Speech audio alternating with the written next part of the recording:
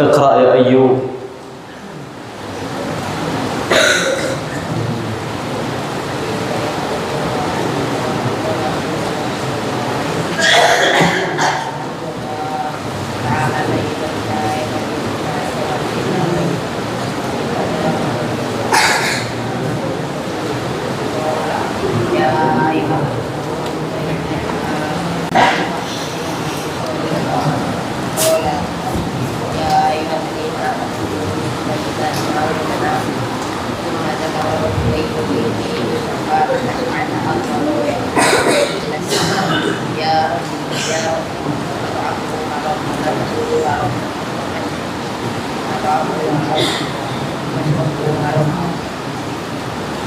وغذي بالحرام.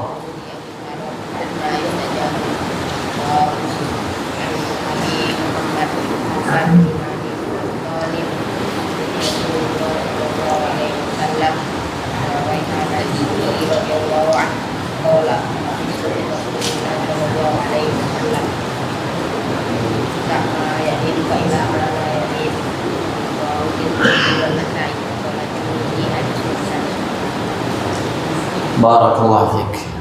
ومن؟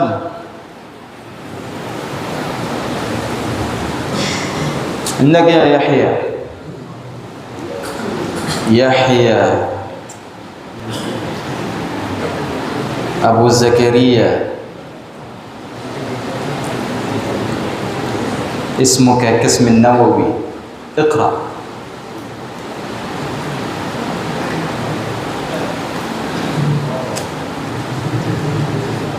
عن عائشة أنها سمعت رسول الله صلى الله عليه وسلم يقول لقد عملت في بيت مالي فصعدا. عن أبي سعد الخدري رضي الله عنه قال حرم رسول الله صلى الله عليه وسلم لحوم الحمل الأهل. عن جابر بن عبد الله رضي الله عنه قال قم بهدوء، لا تتحرك، اقرأ بالهدوء. عن جابر بن عبد الله رضي الله عنه قال دبر رجل من الأنصار غلاما. أيوة خلاص زيد. اجلس بارك الله فيك.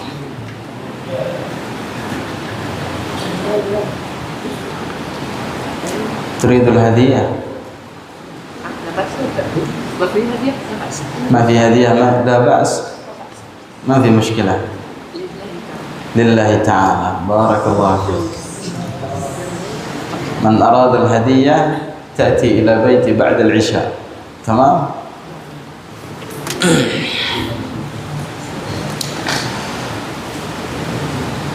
أيها الإخوة rahimani wa rahimakumullah. Kita lanjutkan malam ini bab yang ke-12. Mana? Bab yang ke-43, afwan. Bab qaulu ma syaa Allah wa syi'ta. Masih dalam pembahasan ma syaa Allah wa syi'ta. Nah, atas kehendak Allah dan kamu. Kalimat ini tepat atau tidak tepat? Benar atau tidak benar? Masya Allah wa syi'ta. Andak ya Ashraf,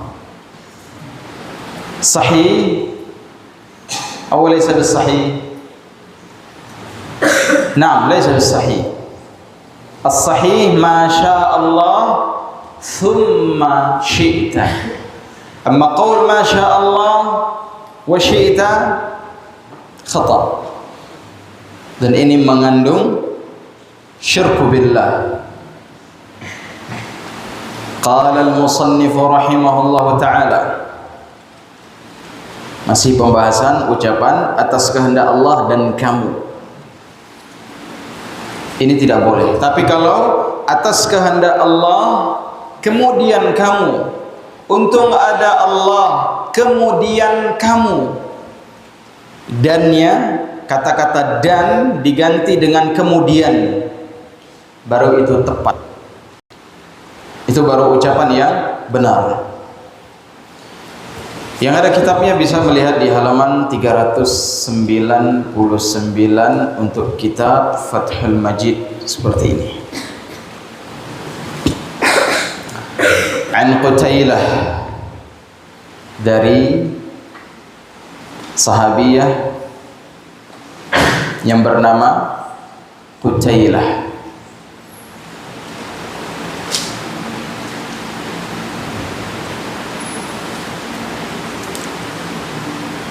Anna Yahudiyan atan Nabiy sallallahu alaihi wasallam. Dari Qutailah, dia menyampaikan bahwa ada seorang Yahudi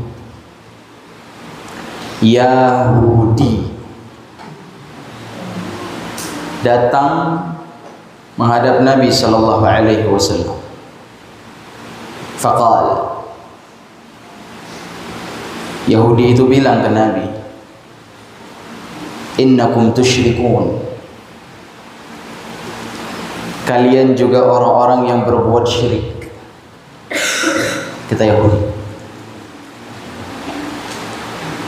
innakum tusyrikun, kalian juga termasuk orang-orang yang berbuat kesyirikan. Kenapa? Taqulun, kalian itu dalam ucapan kalian mengatakan masya Allah wa syi'ta, atas kehendak Allah dan kehendak kamu. Yahudi saja ngerti ucapan ini salah. Kalian buat syirik juga, kata Yahudi. Buktinya kalian mengatakan atas kehendak Allah, untung ada Allah, kemudian dan kamu. Atas kehendak Allah dan kamu, atas kehendak Allah dan kamu, untung ada Allah dan kamu. Kalian buat syirik juga, kata Yahudi. Wa taqulun, dan kalian juga mengatakan wal Ka'bah, demi Ka'bah. Yahudi ini bilang, kalian kaum muslimin juga buat syirik. Kalian bersumpah demi Ka'bah. Subhanallah. Ini Yahudi faham, tahu dia. Benar nggak apa yang diucapkan Yahudi ini? Benar. Walaupun Yahudi terkadang bisa ngomong benar. Maka ketika Nabi SAW mendengar pernyataan ini dari Yahudi, fa'amarahumun Nabi sallallahu alaihi wasallam idza aradu ay yahlifu ay yaqulu wa rabbil Ka'bah. Setelah mendengar pernyataan ini dari Yahudi, maka Nabi sallallahu alaihi wasallam menyampaikan kepada para sahabatnya, kalau kalian ingin bersumpah, maka hendaknya kalian bersumpah dengan mengatakan wa rabbil Ka'bah. Wa rabbil Ka'bah. Apa arti wa rabbil Ka'bah? Demi Rabbnya Ka'bah, demi penciptanya Ka'bah, demi penjaganya Ka'bah. Wa rabbil Ka'bah. Wa ayyaqulu, dan hendaknya kalian mengatakan masya Allah thumma syi'ta, atas kehendak Allah kemudian kehendakmu. Rawahu An-Nasa'i wa sahhahahu. Nah,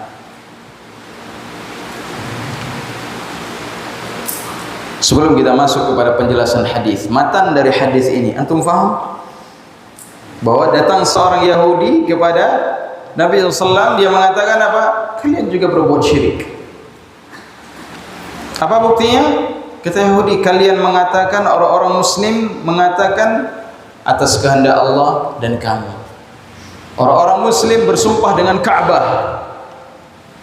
Orang-orang muslim bersumpah dengan makhluk.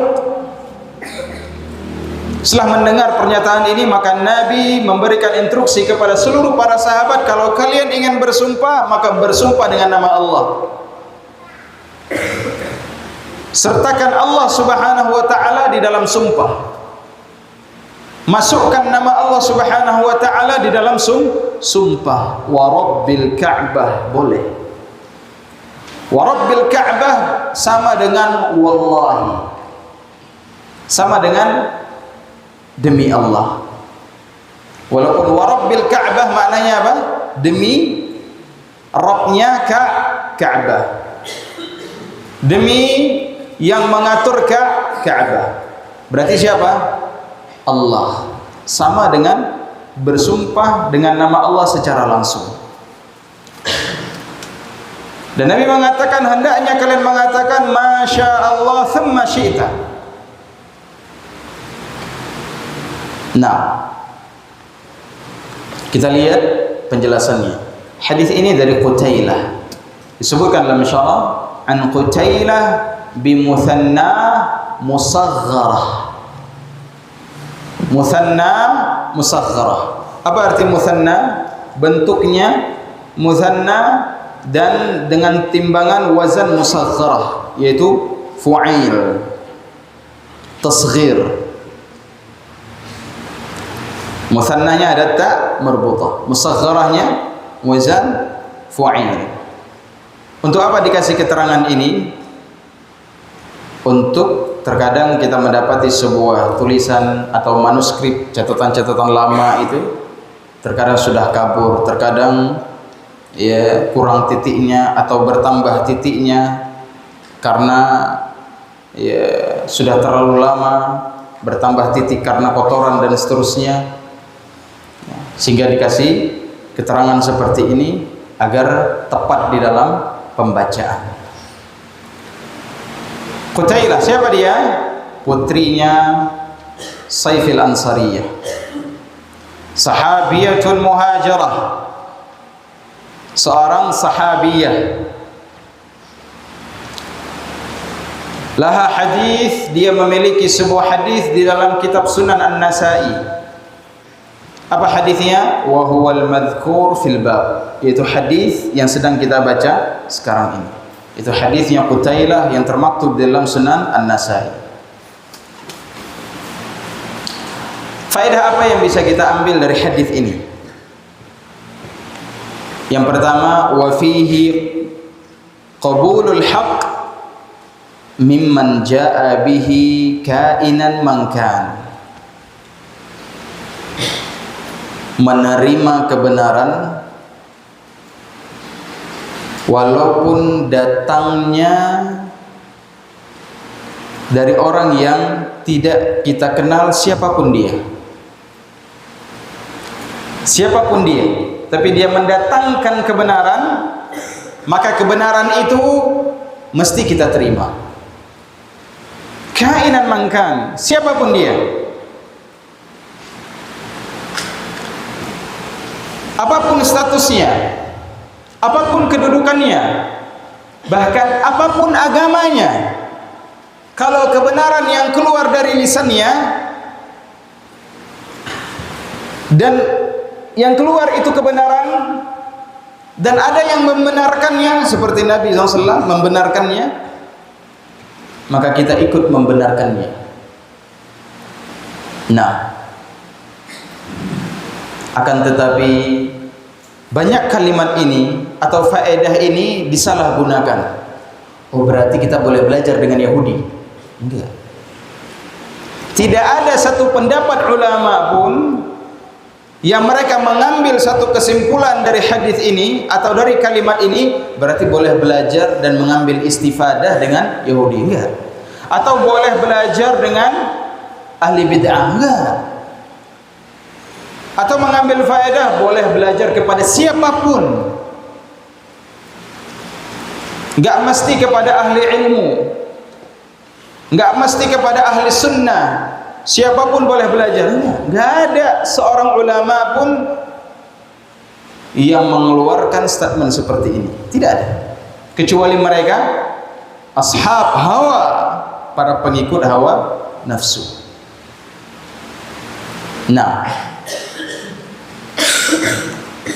akan tetapi ketika sahibul hawa, pengikut hawa nafsu, ahlul bid'ah, Yahudi, Nasrani, pernah mengatakan sesuatu yang itu hak. Nah, maka kita membenarkan, kita menerimanya. Karena apa? Karena kebenarannya yang dia ucapkan sama seperti kebenaran yang kita dapati di dalam agama kita. Ketika kita membenarkan ucapannya, bukan berarti kita ikut dia, akan tetapi kita mengikuti sebagaimana yang ada di dalam agama kita. Ini harus kita pahami.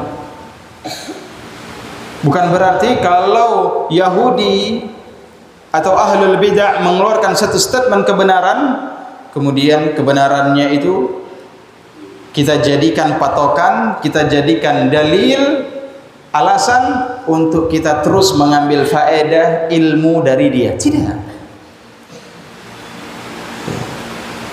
Tapi kita menerima dan mengambil kebenaran yang datang dari dia, itu disebabkan apa yang datang dari dia dari kebenaran sama dengan apa yang ada di dalam agama kita.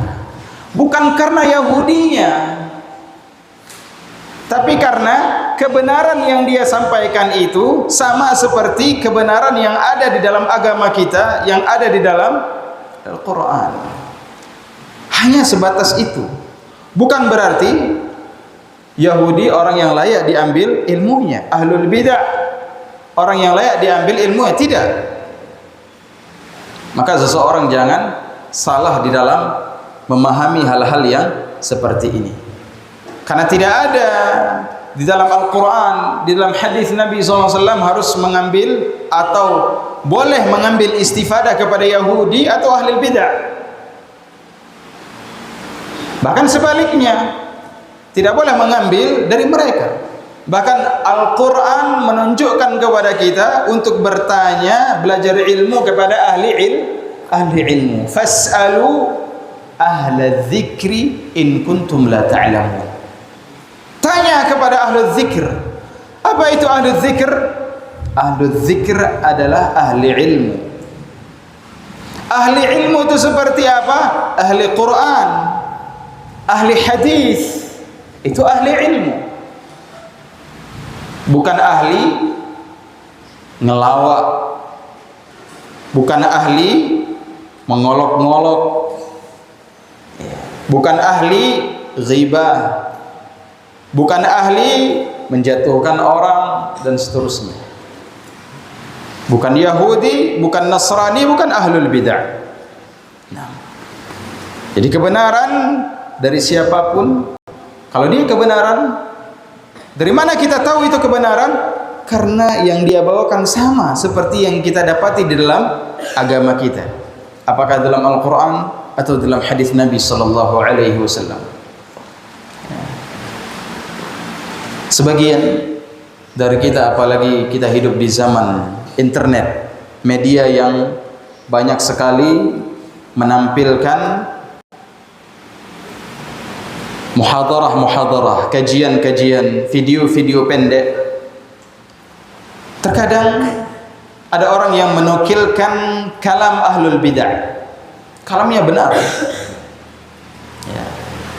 Menukilkannya tidak mengapa. Selama kita kasih poin di situ, jangan sampai kita menukil ini bukan berarti mengajak orang untuk mengambil pelajaran atau belajar kepada orang ini, bukan. Tapi hanya ingin memberitahukan bahwa apa yang dia sampaikan itu benar seperti yang kita dapati dalam Al-Quran dan Sunnah. Adanya kebaikan pada orang ini dari sisi ini. Bukan menjadi rujukan sampai dia benar-benar rujuk kepada Al-Haq. Sampai dia benar-benar kembali kepada ilmu yang benar, pemahaman yang benar, akidah yang benar. Nah, dan dalam hadis ini terdapat faedah bayan an-nahyu 'anil half bil Ka'bah. Larangan bersumpah dengan Ka'bah. Enggak boleh. Demi Ka'bah, enggak boleh. Walaupun Ka'bah itu tempat suci, rumah dari rumah-rumah Allah yang Allah sendiri perintahkan kepada Nabi Ibrahim untuk membangunnya. Tapi dia tetap makhluk. Tidak boleh bersumpah dengannya. Nah, maka larangan bersumpah dengan Ka'bah. Kalaulah dengan Ka'bah saja enggak boleh, apalagi dengan benda-benda yang di bawah Ka'bah. Demi rumah, demi istana, demi masjid. Nah, tidak boleh. Ma annaha baitullah allati hajjuha wa qasduha bil hajj wal umrah fariḍah. Padahal Ka'bah itu rumah Allah, tempat di mana orang-orang berhaji, tempat di mana orang-orang umrah. Bersamaan dengan itu, tidak boleh seseorang bersumpah dengan Ka'bah. Enggak boleh. Nah, wa hadha yubayyin anna an-nahya 'an asy-syirki billah 'ammun. Ini juga menunjukkan bahwasanya larangan berbuat syirik kepada Allah Subhanahu wa taala larangan secara umum. Tidak boleh menyekutukan Allah Subhanahu wa taala kepada siapapun, baik kepada benda mati atau kepada benda hidup. Enggak boleh Allah disekutukan. La yasluh minhu syai' la li malakin muqarrab wala li nabiyyin mursal. Tidak boleh Allah Subhanahu wa taala disekutukan dengan sesuatu apapun, tidak dengan malaikat, tidak pula dengan nabi. Enggak boleh Allah disekutukan dengan malaikat, Allah disamakan dengan malaikat, Allah disamakan dengan nabi. Tidak boleh.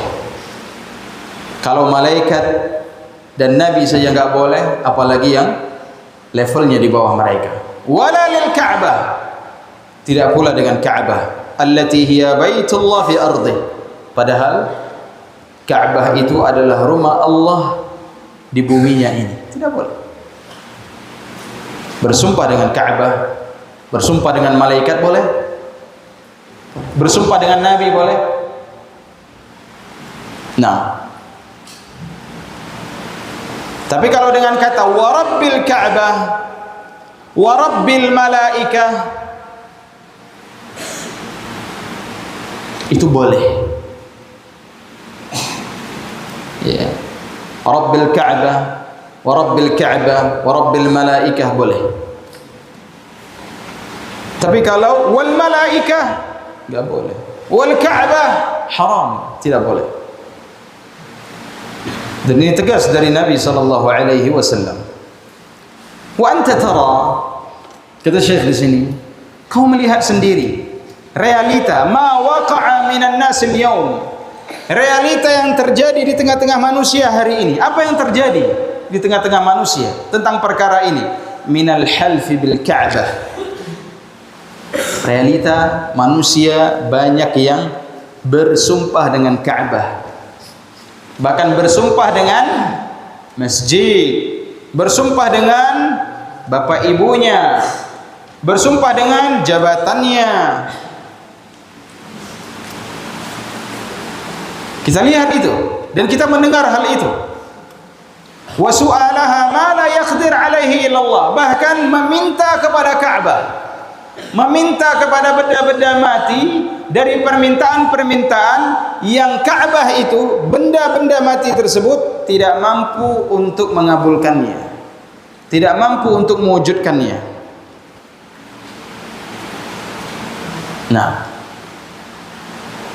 antum pernah mendengar orang berdoa di Ka'bah atau sedang tawaf, dia mengatakan apa? Ya Ka'bah, ya Ka'bah, a'tini kadza. Ya Baitullah, a'tini kadza. Dalam keadaan dia sedang tawaf, dalam keadaan dia berdiri di depan Ka'bah, dia meminta kepada Ka'bah. Dengan Ka'bah dia minta. Dia bukan meminta kepada Allah. Ya Rabb, a'tini kadza. Ya Rabb, as'aluka kadza. Tapi dia meminta kepada Ka'bah. Ya Ka'bah, wahai Ka'bah, aku sudah berdiri di hadapanmu, aku sudah berdiri di depanmu, jauh-jauh aku datang dari negeri dari negeriku yang jauh datang kemari,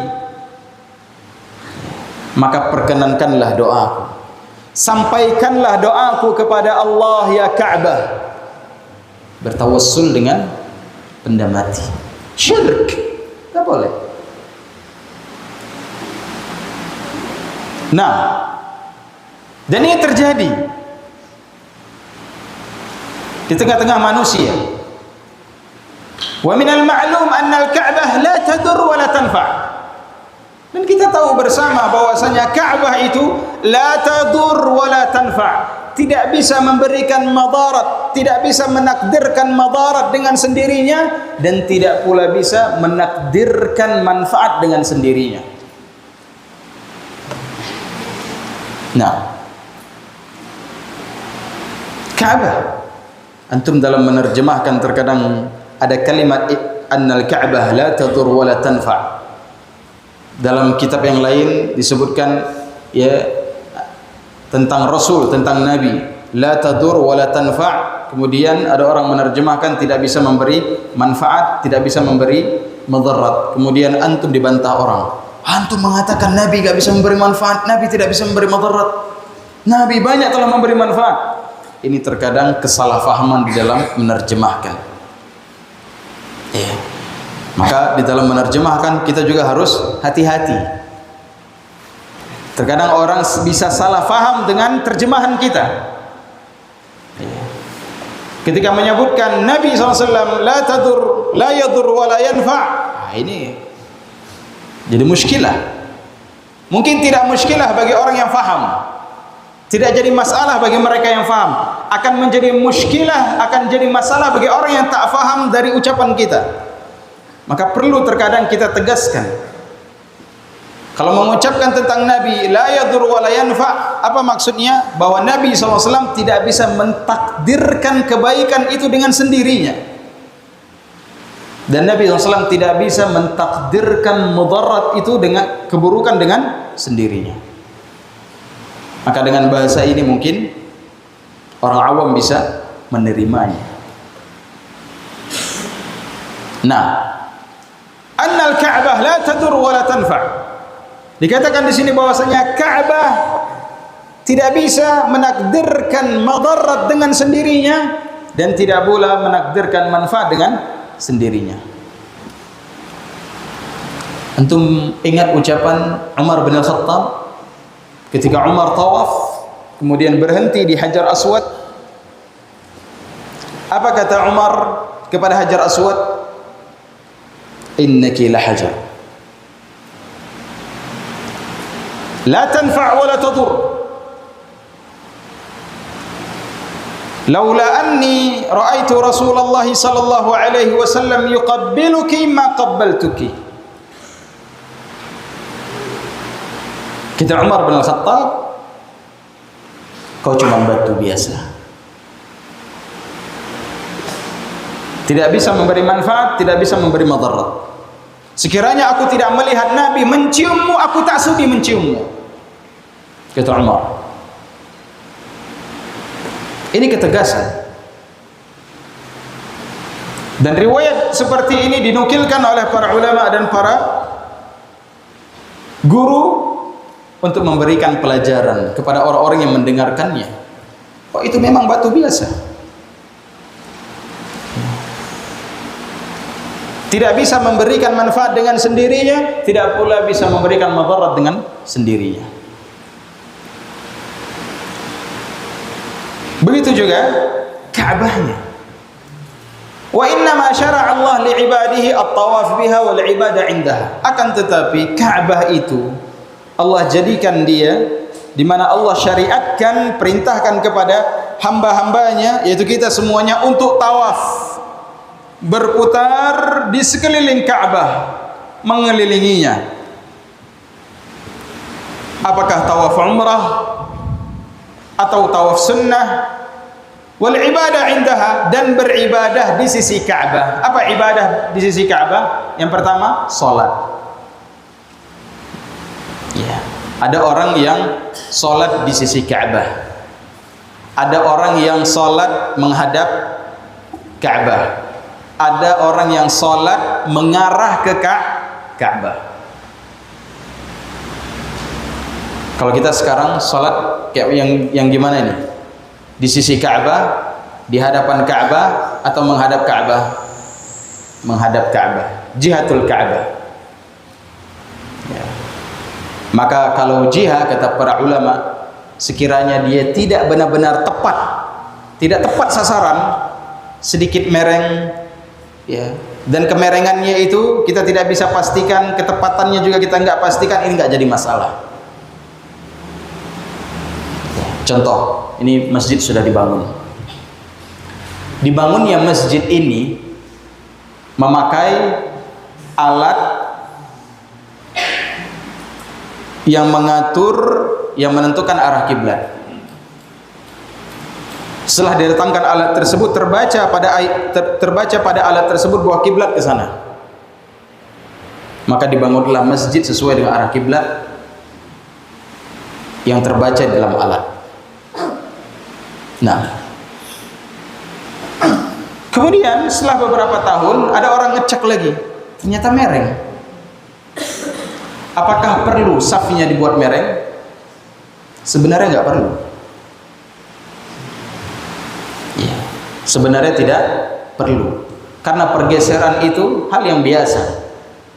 Ya. Ketika orang orang-orang ya ahli apa namanya itu, keilmuan bumi itu, mereka terkadang terjadi pergeseran bumi, itu hal yang biasa. Sehingga pergeseran yang tidak banyak ini tidak bermasalah. Nah, kemudian yang kedua, ada orang yang sholat menghadap kiblat, menghadap Ka'bah, walaupun tidak depan Ka'bah. Misalkan dia berada di sekitaran Makkah atau di sekitaran Masjidil Haram, di luarnya dia nggak nengok Ka'bah, tapi mengarah tepat kepada Ka'bah. Dan yang pertama, yang berikutnya, yang nomor satu, orang yang sholat di sisi Ka'bah, di sisi Ka'bah, tepat di depan dia melihatnya. Nah, Ka'bah itu adalah rumah Allah Subhanahu wa taala yang dijadikan sebagai patokan titik untuk kaum muslimin salat menghadapnya semua. Menghadap ke situ semua untuk menyatukan satu kiblat, satu arah di dalam salat. Bukan menyembah Ka'bah. Ketika seseorang salat di depan Ka'bah, bukan nyembah Ka'bah, tapi nyembah Allah Subhanahu wa taala. Ka'bah hanya arah, hanya titik, memusatkan sebuah titik agar kaum muslimin menyembah Allah Subhanahu wa taala di satu arah yang sama. Nah, dan dia bukan berhala. Dia rumah Allah yang Allah Subhanahu wa taala perintahkan untuk dibangun menjadi titik arah kaum muslimin untuk beribadah kepada Allah Subhanahu wa taala. Dan dia tempat yang mulia. Wa ja'alaha lil ummah qiblah. Allah Subhanahu wa taala jadikan Ka'bah tersebut sebagai kiblat bagi umat ini. Fa tawaf biha masyru', maka tawaf di Ka'bah itu masyru', disyariatkan, diperintahkan. Wal halfu biha wa du'a'uha mamnu'. Dan bersumpah dengan Ka'bah serta berdoa kepada Ka'bah mamnu', terlarang. Maka kita harus bisa bedakan antara masyru' dengan mamnu'. Mana yang masyru'? Tawaf indaha, as-salah indaha, al-ibadah indaha, masyru'.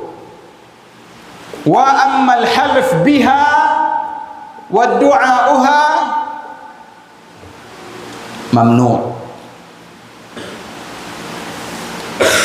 Bersumpah dengan Ka'bah, berdoa kepada Ka'bah, beda ya, berdoa kepada Ka'bah dengan berdoa di sisi Ka'bah. Berdoa di sisi Ka'bah berarti dia berdoa mintanya sama Allah di sisi Ka'bah.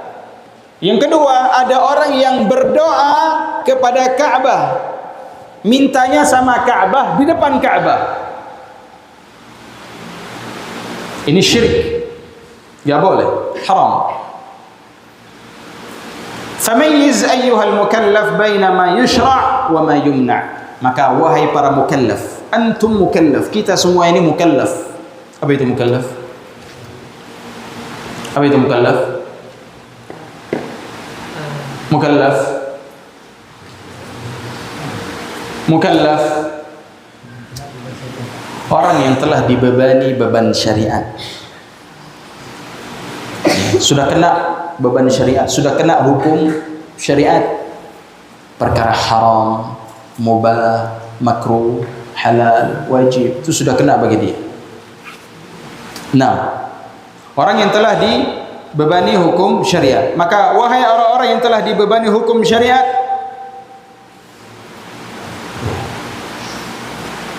pandai-pandailah untuk membedakan mana yang disyariatkan, mana yang dilarang. Wa in khalafaka man khalafaka min jahlatin nas alladzina hum kal an'am. Walaupun banyak manusia yang menyelisihimu dari kalangan orang-orang bodoh, yang mereka itu seperti an'am. Subhanallah, disifati seperti an'am. Apa itu an'am? Hewan.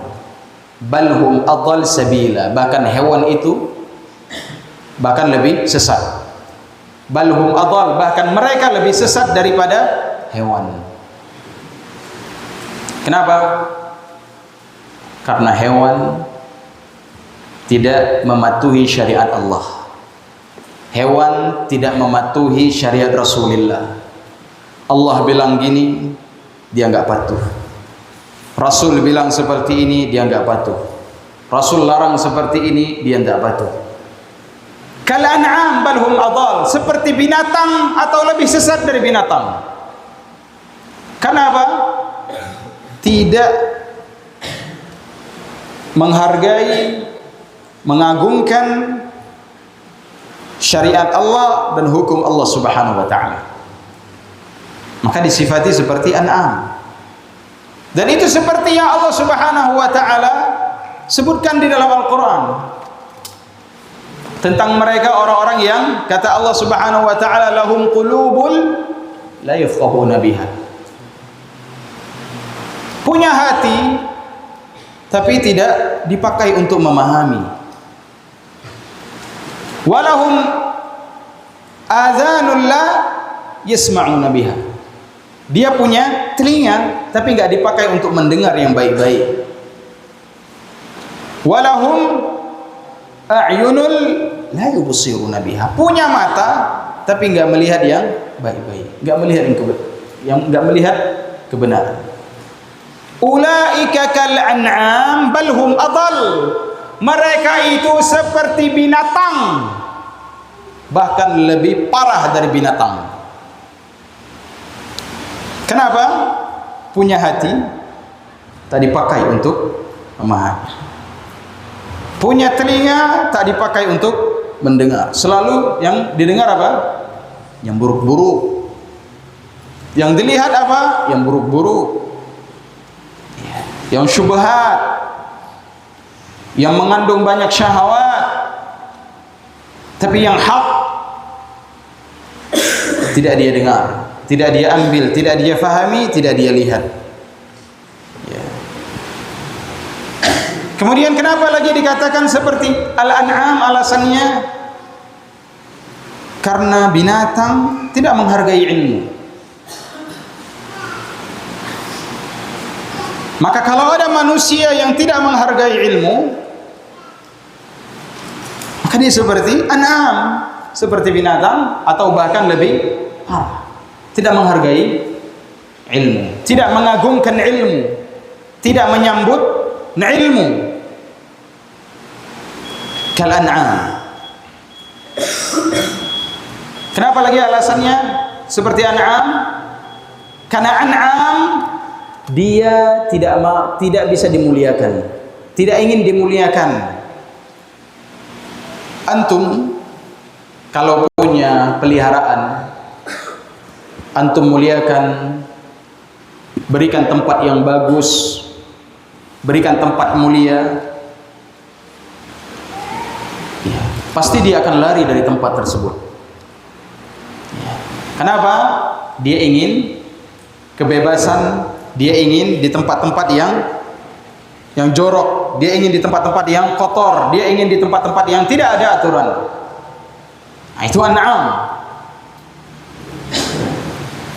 Maka ketika kita berada di tempat yang memiliki aturan, ada hukum, ada ilmu, ada syariat, ada aturan yang baik, walaupun ada orang-orang yang enggak senang, wa in khalafaka man khalafaka min jahlatin nas alladhi hum kal an'am bal hum adall, maka itu jangan jadikan masalah bagi kita. Sama seperti ketika seorang berada di atas al-haq, di atas kebenaran, wa in khalafaka man khalafaka min jahlatin nas, ketika engkau berada di atas kebenaran, kemudian banyak orang yang menyelisihimu dari kalangan orang-orang yang bodoh, jangan hiraukan mereka. Jangan hiraukan mereka. Maka perbanyaklah berdoa meminta kepada Allah Subhanahu wa taala untuk tegak di atas kebenaran, menjalankan kebenaran dan tidak malu mengatakan kebenaran, tidak malu menjalankan kebenaran yang datang dari Allah Subhanahu wa taala. Maka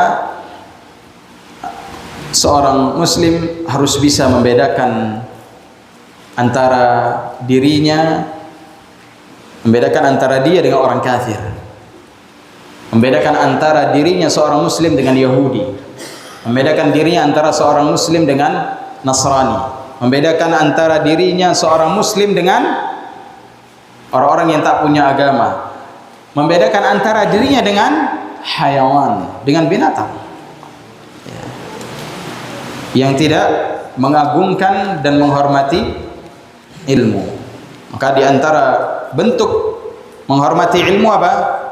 Mempelajari ilmu, mendakwakan ilmu, dan menjadi pengawal dan pendukung serta pembela orang-orang yang mendakwakan ilmu.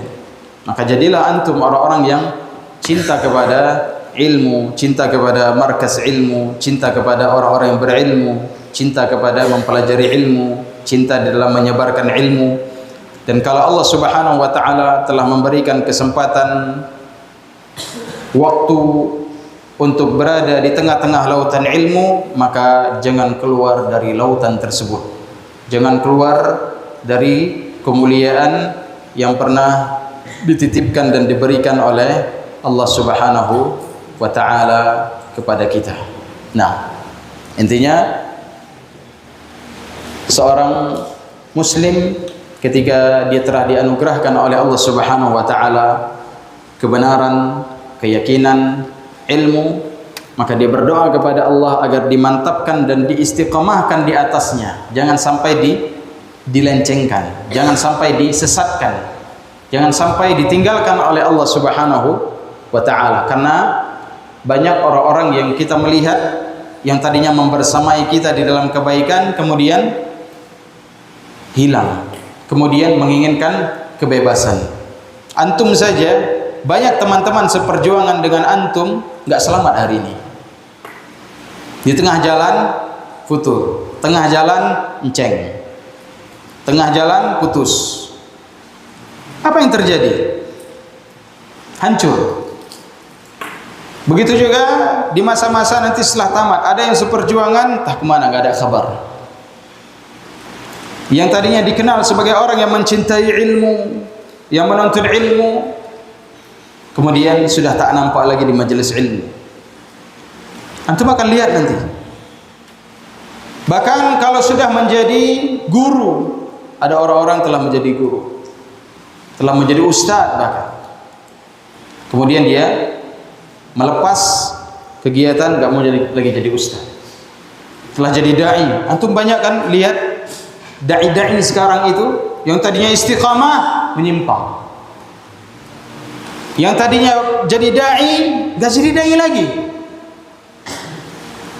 Diberikan, sudah pernah berada di atas kemuliaan, kemudian dia tidak pegang kemuliaan itu. Yang tadinya Masya Allah menjadi ahli ilmu, menjadi ahli fatwa, kemudian menyimpang. Dan itu sudah, fenomena seperti itu sudah ada dari dulu. Bahkan ada seseorang yang dulunya menjadi ahli ilmu, bahkan menjadi pentolan ahli ilmu, orang yang alim, akhirnya apa? Menyimpang menjadi pembunuh. Yang membunuh siapa? Ali bin Abi Thalib. Siapa namanya? Orang yang membunuh Ali bin Abi Thalib.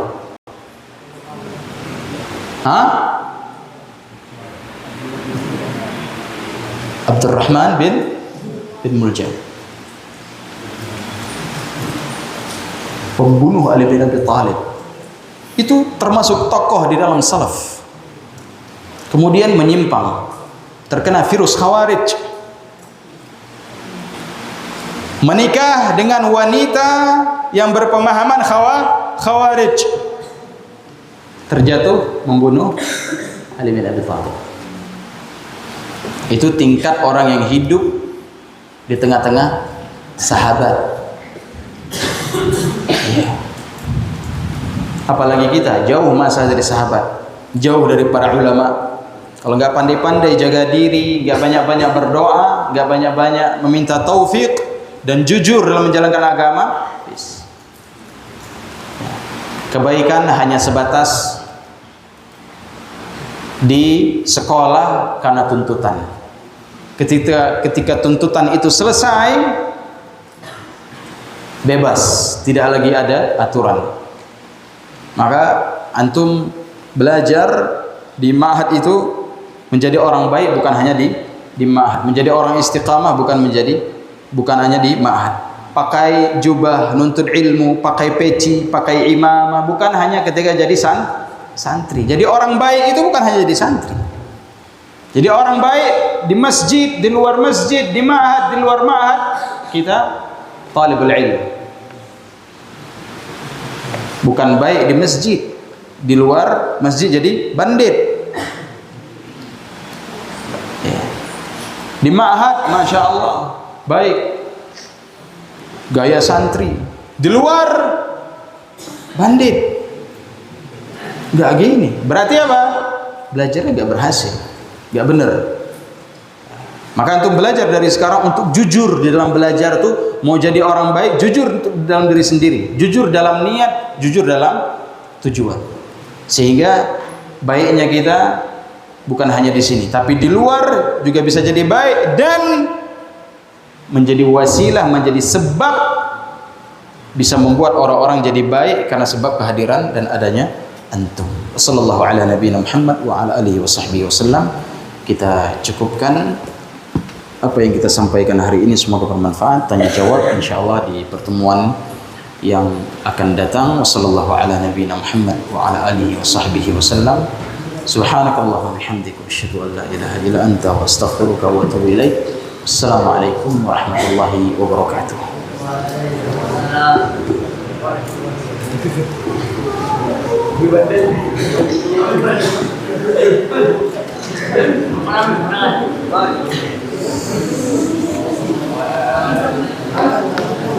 Subhanallah.